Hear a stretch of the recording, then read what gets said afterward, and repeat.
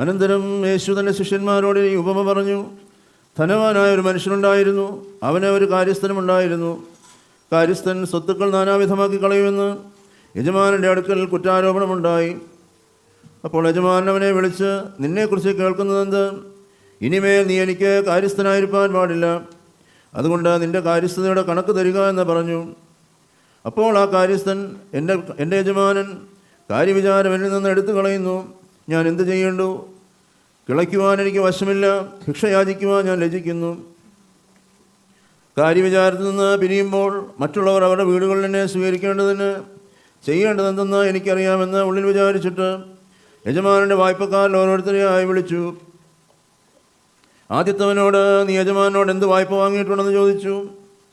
100 കൂട വെണ്ണ എന്നവൻ പറഞ്ഞു. കാര്യസ്ഥൻ അവനോട്, നീ നിൻ്റെ പ്രമാണമെടുത്ത് വേഗം ഇരുന്ന് 50 കുടമെന്ന് എഴുതിക്കൊള്ളുക എന്ന് പറഞ്ഞു. പിന്നെ അവൻ മറ്റൊരുവനോട്, യജമാനോട് നീ എന്ത് വായ്പ വാങ്ങിച്ചിട്ടുണ്ടെന്ന് ചോദിച്ചു. 100 പറ ഗോതമ്പെന്ന് പറഞ്ഞു.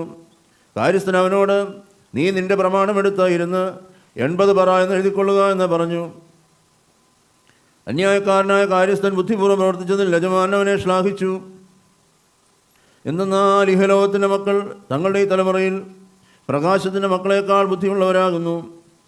ഞാൻ നിങ്ങളോട് പറയുന്നു, അനീതിയുടെ ദ്രവ്യം കൊണ്ട് നിങ്ങൾ സ്നേഹിതരെ സമ്പാദിച്ചു കൊള്ളുവീൻ. അത് അവസാനിക്കുമ്പോൾ അവർ തങ്ങളുടെ നിത്യകൂടാരങ്ങളിൽ നിങ്ങളെ കൈക്കൊള്ളും. അല്പത്തിൽ വിശ്വസ്തൻ അധികത്തിലും വിശ്വസ്തനാകുന്നു. അല്പത്തിൽ നീതി കെട്ടവൻ അധികത്തിലും നീതി കെട്ടവനാകുന്നു. ആയതുകൊണ്ട് നിങ്ങൾ അനീതിയുടെ ദ്രവ്യത്തിൽ വിശ്വസ്തരല്ലെങ്കിൽ യഥാർത്ഥമായുള്ളത് നിങ്ങളെ ആരെ വിശ്വസിച്ച് ഏൽപ്പിക്കും? സ്വന്തമല്ലാത്തതിൽ നിങ്ങൾ വിശ്വസ്തരായി കാണപ്പെടുന്നില്ലെങ്കിൽ നിങ്ങളുടേത് നിങ്ങൾക്ക് ആര് തരും? ഒരു ദാസന് 2 യജമാനന്മാരെ സേവിപ്പാൻ കഴിയില്ല. എന്തെന്നാൽ ഒന്നുകിൽ അവൻ ഒരുവനെ ദ്വേഷിച്ച് മറ്റവനെ സ്നേഹിക്കും, അല്ലെങ്കിൽ ഒരുവനെ ബഹുമാനിച്ച് മറ്റവനെ അപമാനിക്കും. ദൈവത്തെയും ദ്രവ്യത്തെയും ഒരേ സമയം സ്നേഹിക്കുവാൻ നിങ്ങൾക്ക് സാധിക്കുകയില്ല. ബാറയ്ക്കുമോർ നിങ്ങൾക്കെല്ലാവർക്കും സംപ്രീതി ഉണ്ടായിരിക്കട്ടെ.